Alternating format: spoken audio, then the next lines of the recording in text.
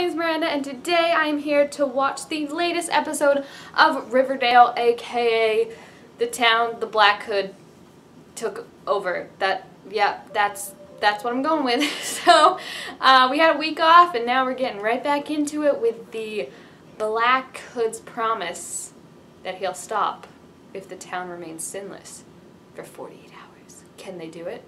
My money's on no, because then the season would be over. Ooh, what is this beginning to it? Interesting, I like it. It's like an old-fashioned-y movie. And Jughead's not narrating it again. Oh my gosh, who is this creepy man? He come to kill you. Don't get in the car, Jughead. Literally, in my forensics class, we always had to watch, like, you know, like those, like, documentaries on crimes or whatever, and, like, half of them started out with, like, someone either hitchhiking and then got killed, or someone picking up a hitchhiker and then getting killed. So this isn't ending well either way. Oh, it's under the tarp. He thought he was Jason Blossom because you never know what you'll see on the road to Greendale. Is that like, I mean, obviously that's Sabrina Greendale, but are they like insinuating that maybe Jason will come back on the Sabrina show? Like they'll bring him back to life? Also, that's creepy that Jason's dead and Archie's still getting confused for him. Oh, what is that? What is that? Oh, it's just a deer. Okay, we're safe. Oh no, we're not. It's got blood on it. Oh, gross. Is it missing an eye? Oh my gosh, it's Carl the deer. How would he even know, though, that Penny was telling the truth? Like, wouldn't the jail have called the, like, Jughead if the dad got hurt? Like, don't you have to call someone in the family to be like, hey, he's not dead, just a little banged up. Oh my gosh, he's gonna be fine. He's fine. Oh my gosh. FP, can you just come back? Because Jughead's messing everything up with you gone, and he's so stupid. Have you guys heard the theory that Penny is like Betty's real mom? Which I think would be interesting, but like what is this debt that FP owes her now? I feel like FP is going to get out of jail and just like punch this girl back to Greendale because like Penny needs to go. Like Black Hood, why don't you go after Penny? You know? Then I won't mind you as much if you go after people I don't like. Why, Josie, are you alone? I mean, I know the janitor's there, but there is a murderer on the loose. Or are they assuming they're safe for the 48 hours because, like, he was like, I won't kill anyone. Okay, that's creepy. She has a teddy bear that says, I'll be watching you. No, no. If you're ever like, hey, maybe I'll be a secret admirer, there are phrases you don't use. I'll be watching you is one of them because that, chances are, will not get you a date. It will get you a restraining order. Oh my gosh, it's Chuck. Oh, Chuck. Josie better not fall for this. She's too smart for this. Friggin' Chuck. Didn't you get expelled or suspended at the very least? Why is the mayor and the sheriff hanging out together all the time? Like, I feel like if you're like, okay, I want to go find my daughter, like, you would at least send, like, a deputy or something like that, not the sheriff. That's weird. Doesn't tell them about the creepy thing in her locker? Come on. Okay, my money's definitely on the janitor because he's, like, super creepy and in the background. It's not Chuck, obviously. What? What? Wait, did she lose her voice? Wait, we're supposed to think Cheryl's the stalker? Come on. Come on. It's clearly the janitor.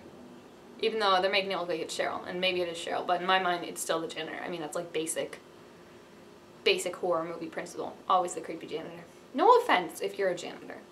I really like the setup of this, how it's like 3 different stories, but they're all connected. Like you see like it's happening at the same time, like Cheryl walked past them, Archie and Jughead, and now you're seeing like why she did it. It's cool. Yeah, my money's definitely with Veronica. Sheriff Keller is probably having an affair, and it's probably with the mayor, because I was already suspicious of why they were spending so much time together. I was thinking, Kevin, how I'd never seen your house, and Kevin's just like, cool. I love Veronica and Kevin. I think they're so cute together. Like, they're so much more lighthearted, I feel like, than Betty and Kevin, as much as I love Betty and Kevin. Oh my gosh, sleepover in the pajamas, and they're playing a board game. This is everything I wanted and didn't know I needed. Oh my gosh, this little 2-way phone calls remind me of Lizzie McGuire. Remember how she would do the 3-way phone calls with Gordo, Miranda, and Lizzie herself?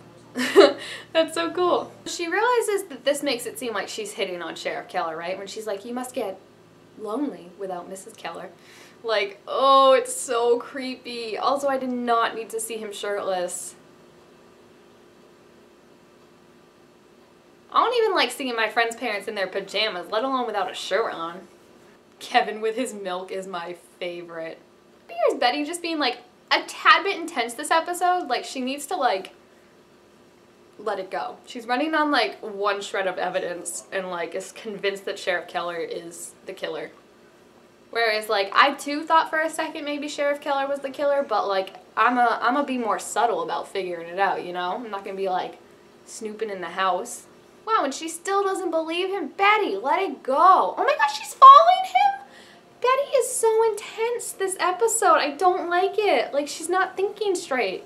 Oh, yeah, it's the mayor. There's a shock. I always thought they were a little too chummy, in my opinion. I'm not shocked by this. I love how Veronica was right. Like, we always give props to Betty for being, like, the detective and stuff like that, but Veronica was right in this situation from the start. Oh, that's cool. The boys were there the same time they were.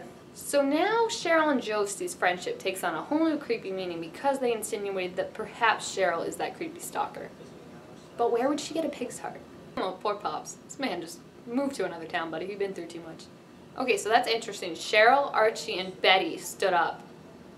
And Veronica and Josie were sitting. So I wonder if that, like, insinuates something. He said all that in, like, a 5-second phone call because, Pop, you were on that phone for not that long. He must have been like, you failed. You're all sinners. Reckoning's coming. Bye. Like, I feel like it's not as scary when it takes that long, that quick. Also, like, can we just talk about, like, friggin' Penny? You couldn't wait for your drug deal to be done after 2 days. Friggin' Mayor and Keller, you couldn't wait 2 days to have your rendezvous. Like, it was only 48 hours. I think he was being generous with that. Next week looks like super intense and like a super bad idea because whenever they try and throw a party in Riverdale, it always ends horribly. So I don't know why they think, oh, FP's released from jail, let's throw him a party. Like, should I send you the 13 episodes previous of Riverdale where parties were a terrible idea? So I don't know, it's just interesting. I feel like this episode was cool. I like the setup of it, but at the same time it was one of those episodes I feel like the main plot point of it and the Black Hood being like, you guys have 48 hours to be sinless was like kind of pointless because you knew like they weren't going to be sinless. Like then the Black Hood would be like, peace, I'm out. Like I thought it would be more interesting. What I thought was going to happen was Black Hood was going to kill someone in each of those scenarios. So like I thought like the guy that picked Jughead up off the street, I thought he was going to die. And then I thought the janitor was going to die with Josie. And then I don't know who would have died with Betty. I guess the sheriff. That would have been like a cool plot twist if they had killed the sheriff off. But I thought that would have been more cool because it was like in the beginning how all the young people witnessed the crime or whatever. But I guess it's just supposed to be about like the immoral thing they witnessed. So like Jughead with the drugs, Josie with the stalking, and Betty and Veronica with the affair. So I don't know, I really did like that setup, but again, Jughead was not the narrator, so I think it's a new direction the show is going in, and it's just very interesting. I know they said we're going to find out who the Black Hood is pretty soon. I think by episode 13, and we're on 7 right now, so it'll be interesting. And as always, leave your predictions right now for who you think the Black Hood is, and also make sure to give this video a thumbs up if you enjoyed it, and subscribe to my channel down below to be able to make all sorts of new videos. And I will see you guys next time. Bye!